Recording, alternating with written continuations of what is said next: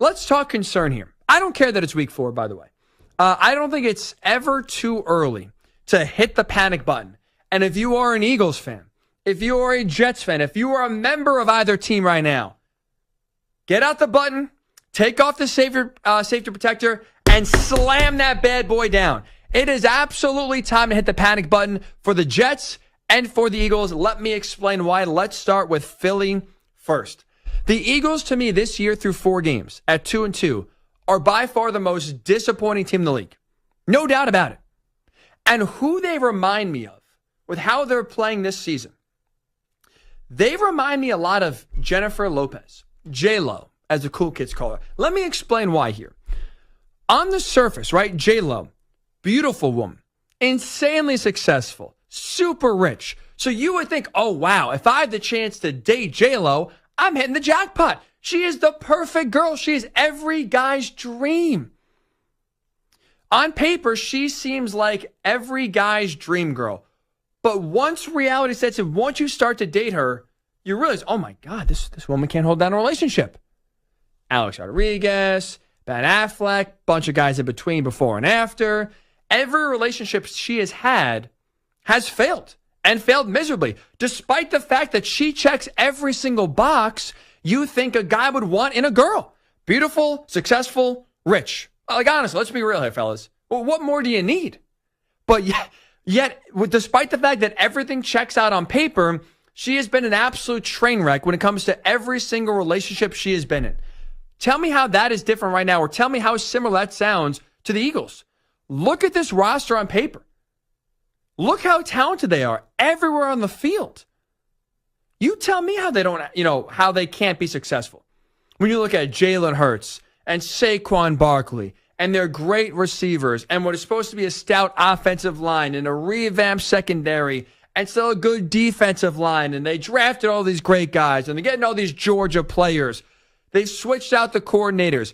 Everything on paper tells you the Eagles should be one of, if not the best team in the league. But yet, just like J-Lo, once reality sets in and once you actually kind of go through with it, what's on paper, what's in reality does not match up. The talent on paper does not match the production so far for the Eagles here in 2024. And by the way, their struggles, for me at this point, they're not on Nick Sirianni. They're not on the coordinators. They are on the players. Because I was told last year, by every Eagles player, it felt like, that the coaches were the problem. That they gave up on their offense coordinator, lost belief in them. That they gave up on their defense coordinator, who was switched out, and they bring in Matt Patricia as the last-second Hail Mary, and that didn't make anything better. I was told last year that Eagles team down the stretch slid and just were one of the worst teams in the league and left in a whimper after getting blown out by the Bucs in the playoffs. I was told their second half fall was due to the coaching. And I know they brought back Nick Sirianni, who's more just the overall voice and the cheerleader. But the real brains of the operation were supposed to be Kellen Moore on the offensive side, Vic Fangio on the defensive side, who, with their respective career paths, have been very successful on each side of the ball. So I don't want to hear that it's the coach's faults. I want to, right now, you look at the players, it is absolutely their fault. They stink. Jalen Hurts, this is a guy that is getting paid as one of the highest paid quarterbacks in the league. He was an MVP runner-up 2 years ago. Where did that guy go? At this point, the Eagles are paying Jalen Hurts for what? I don't want to hear about A.J. Brown being out. And even in this game against the Buccaneers on Sunday, no Devontae Smith. You are paying Jalen Hurts, one of the highest salaries any quarterback in the league is getting, to make plays when they need him to the most, to be more dynamic, to make better decisions. What he's not doing is is making dynamic plays, and what he is doing is putting the ball in harm's way.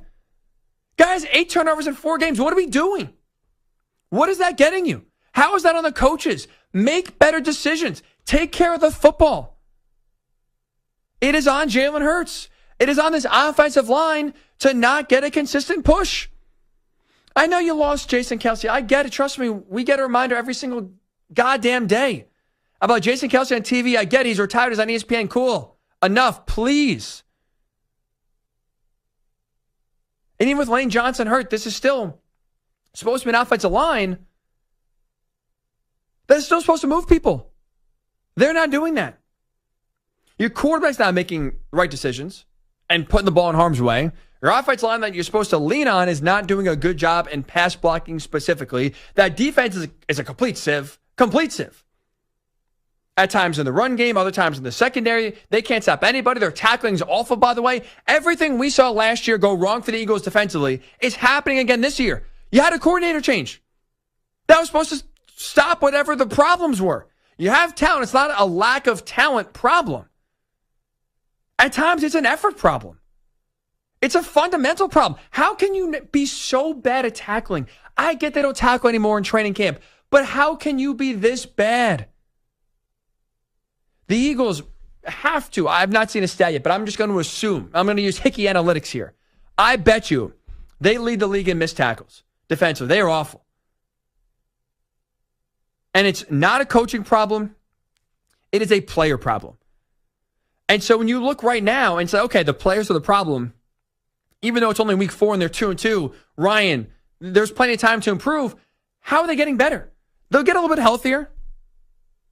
But is that going to change Jalen Hurts' decision-making ability? Is that going to all of a sudden make the defense better tacklers? A lot of the problems are fundamental problems that are player-driven, and that gets me really concerned because there's no quick fix for that. There's none whatsoever. So I know it's easy to bag on Sirianni, and trust me, he's done enough in his own career to warrant criticism. Even this year, some of his decision-making absolutely warrants criticism. This is one of the few games he does not deserve criticism for how he managed the game and what his decision-making was. If anything, the Bucs jumping out to a 24-0 lead just gave them the green light to say, you know what, yeah, going forward in every fourth down now makes sense because you're down so much. So you know what? It makes Sirianni look smart for once. But after the game here, Sirianni, I guess I'll give him this credit.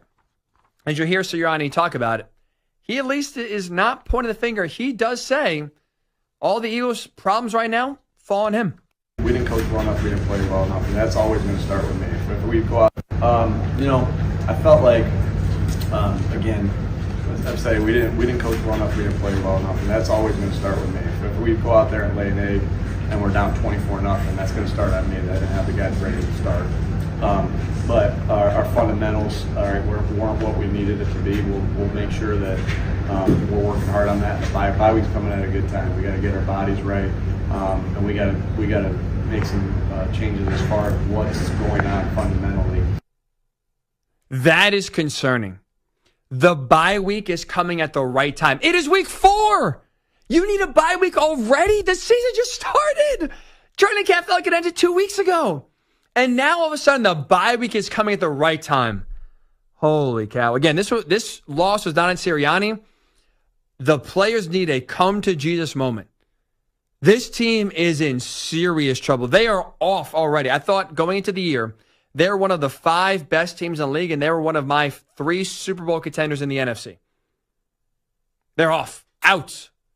They have been knocked off. They're out. There is real concern right now in Philly for how this team has played, and it does not seem like things are getting better anytime soon. That's also right now the same case with the Jets. Awful loss right now to the Broncos at home, 10-9. I still can't believe this stat. This was the first game in which Aaron Rodgers started and finished in which he did not score a touchdown in a team loss. Played a lot of games. That's impressive. Good for you, Aaron Rodgers, but now is not the time to make history. And why it's concerning for the Jets is because the 2 things that could derail a good quarterback in Aaron Rodgers reared their ugly heads today. Bad offensive line and bad coaching. For how good Aaron Rodgers can be, because I'm not sold he's reaching that MVP level that we saw him in Green Bay have in 2020 and 2021. I don't think that Aaron Rodgers is coming back at any point the rest of his career in New York, or if he plays somewhere else. Those days are past. But can Aaron Rodgers still be a top 10-ish, 12-ish quarterback? Yes. But what will derail Rodgers from getting to that height is bad coaching and bad offensive line play. We saw it today. Rodgers was sacked in this game against the Broncos 5 times. That's not even the story. The story is the Broncos defense got 14 hits on Rodgers, a 40-year-old coming off a torn Achilles who looked every bit today at 40 years old.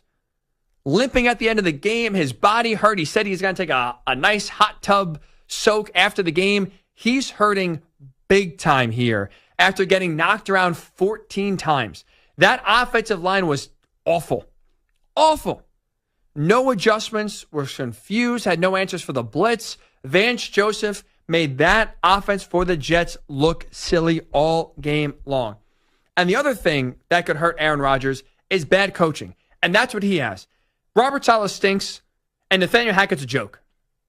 Nathaniel Hackett is an offense coordinator in name only. He brings nothing to the table, and neither does Robert Saleh. And you may say, Ryan, coaching doesn't matter. Aaron Rodgers is the offense coordinator. He calls the shots.